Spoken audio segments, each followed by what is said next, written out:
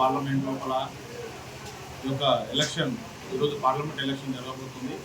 అదేవిధంగా నరేంద్ర మోడీ గారు కూడా మూడోసారి ప్రధానమంత్రి కాబోతున్నారు. ఈ యొక్క పార్లమెంట్ లోపల ఇది అతి పెద్ద అయినటువంటి పార్లమెంట్. గతంలో కూడా ఈ యొక్క కల్వకుర్తి అసెంబ్లీలో 70,000 పైచీలకు ఓట్లు కూడా రావడం జరిగింది.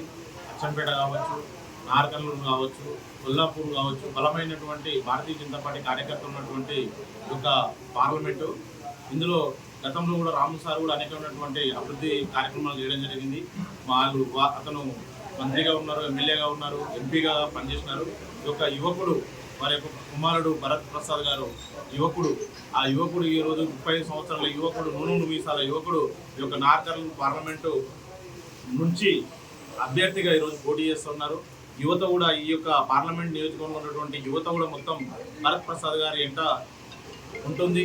వారికి ఎందుకంటే నరేంద్ర మోడీ గారు కూడా గతంలో ఈ యొక్క కల్వకుర్తి సంబంధించినటువంటి కందుకూరు నుంచి తుక్కుగూడ, కందుకూరు నుంచి ఈ యొక్క శ్రీశైలం ఈ ఢిల్లీ వరకు ఈ యొక్క సెంట్రల్ లైటింగ్ కావడం కావచ్చు, అదేవిధంగా నంద్యాల వరకు ఇప్పుడు బైపాస్ శాంక్షన్ చేయడం కావచ్చు, అనేకటువంటి అభివృద్ధి కార్యక్రమాలు యొక్క భారత ప్రధానమంత్రి నరేంద్ర మోడీ ఈ యొక్క పార్లమెంట్ లోపల పనులకు శ్రీకారం చుట్టి ఒక పనులు కూడా చేయడం జరిగింది. అందుకే మేము యువతగా కోరుకునేది ఏంటంటే మా యొక్క యువత ఉద్దేశం ఏంటంటే ఈ యొక్క అతిపెద్ద దేశంలోనే అతిపెద్ద పార్టీ, ప్రపంచంలో అత్యంత పెద్ద పార్టీ భారతీయ జనతా పార్టీ. ఈ యొక్క చిన్న వయసులో ఉన్నటువంటి వ్యక్తికి, ఒక 30 సంవత్సరాల యొక్క వ్యక్తికి, భరత్ ప్రసాద్ గారికి ఒక పార్లమెంట్ స్థానాన్ని బీజేపీ తరఫున కేటాయించినందుకు మేము ప్రధానమంత్రి నరేంద్ర మోడీ గారికి శుభాకాంక్షలు తెలియజేస్తున్నాం. ఖచ్చితంగా ఈ యొక్క పార్లమెంట్ లోపల మేము ఖచ్చితంగా విజయం సాధిస్తాం అనే ఒక ధీమా మా లోపల ఉంది. ఈ యొక్క కార్యకర్తలు కూడా, యువకులు కూడా పెద్ద ఎత్తున ఈ యొక్క నరేంద్ర మోడీ గారికి మద్దతుగా నరేంద్ర గారు 400 పైన చిలుకు పార్లమెంట్ స్థానంలో ప్రభుత్వం ఏర్పాటు చేయాలని చెప్పేసి యువత మేము కోరుకుంటాం. ఖచ్చితంగా భరత్ ప్రసాద్ గారి యొక్క నియోజకవర్గం నుంచి ఈ యొక్క ప్రధానమంత్రికి ఈ యొక్క పార్లమెంట్ స్థానాన్ని గిఫ్ట్గా ఇవ్వబోతున్నాం అని చెప్పేసి తెలియజేస్తాం. అన్నమలై కూడా తెలుసు. అన్నమలై అంటే మాజీ ఐపీఎస్ రిటైర్డ్ ఆఫీసర్.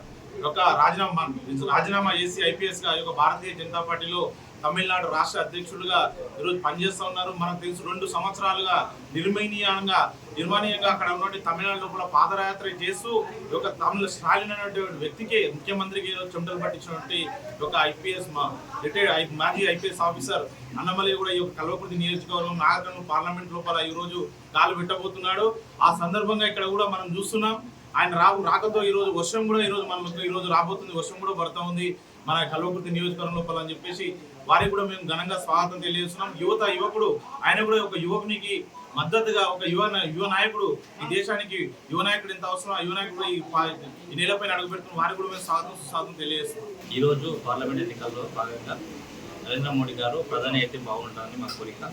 ఎందుకంటే గత 10 సంవత్సరాల నుంచి నరేంద్ర మోడీ గారు చేసిన అభివృద్ధి, అదేవిధంగా ఇక్కడ ఇంతకుముందుకున్న పార్లమెంట్ సభ్యుడు టీఆర్ఎస్ పార్లమెంట్ సభ్యుడు ఉన్నా కానీ నరేంద్ర మోడీ గారు మనకు చాలా అభివృద్ధి చేశాడు. నేషనల్ హైవే కనెక్టివిటీ కావచ్చు, మనకు ఇప్పుడు విలేజ్ లెవెల్లో ఉండే మనకు అభివృద్ధి కార్యక్రమాలు కావచ్చు, 14 నుంచి 15 వచ్చే నిధులు కావచ్చు, సీసీ రోడ్లు కావచ్చు, అన్నిటికీ నరేంద్ర మోడీ గారు సహకారం ఉంది. కాబట్టి మేము ఈరోజు మనం ముక్త కంటతో చెప్పకపోయేది ఏంటంటే మాకు ఈరోజు 400 సీట్లతో ప్రధానమంత్రి నరేంద్ర మోడీ అవుతుంది. కాబట్టి అదేవిధంగా 4 పార్లమెంట్ ఏరియాలో అందులో ఉండాలి మనస్ఫూర్తిగా మేము పబ్లిక్ పాలసీ నుంచి మేము తీసుకుంటాం.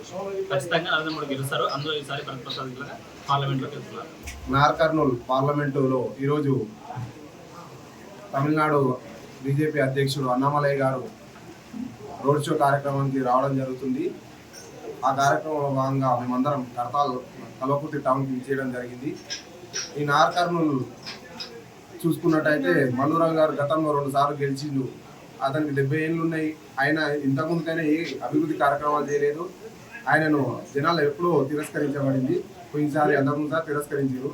ఇప్పుడు టీఆర్ఎస్ పార్టీలో ఉన్నటువంటి ఆర్ఎస్ ప్రవీణ్ కుమార్ బీఎస్పీలో ఉంటూ టీఆర్ఎస్ని దొరగడీలు అది అని తిట్టి ఈరోజు మళ్ళీ అదే దొరగడీల్లో కిందికి వెళ్ళి కాళ్ళ దగ్గర మోకరిల్లి బీఆర్ఎస్ అభ్యర్థిగా రావడం జరిగింది.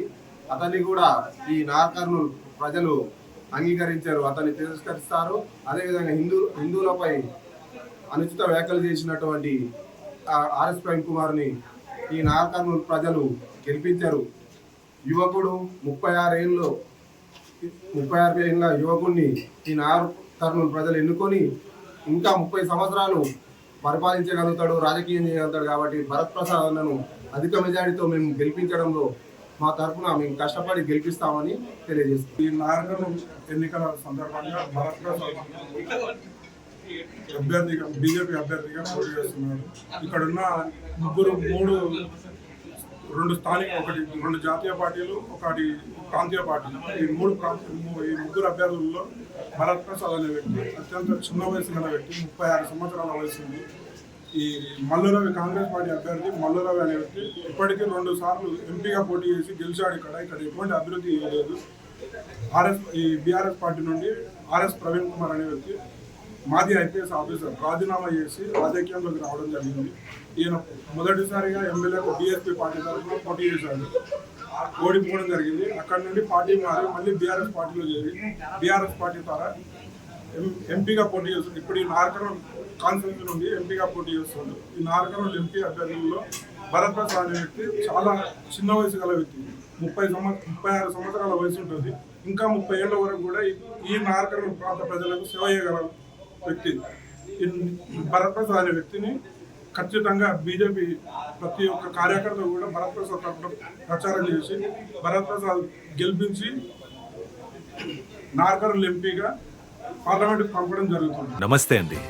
ఇది వ్యాపారం గురించి కాదు, ఓటు గురించి. ఎన్నికల్లో ఓటు వేయడం మన హక్కు మాత్రమే కాదు, కర్తవ్యం. ఎంతో మంది మహా నేతలు శ్రమించి ప్రాణత్యాగం చేసి ఈ అవకాశాన్ని మనకిప్పించారు. అందరూ ఓటు వేద్దాం. ఎందుకంటే ఓటు హక్కు ఊరికే రాదు. నా ఓటు ఎవరికో తెలుసా? అది సీక్రెట్ అండి.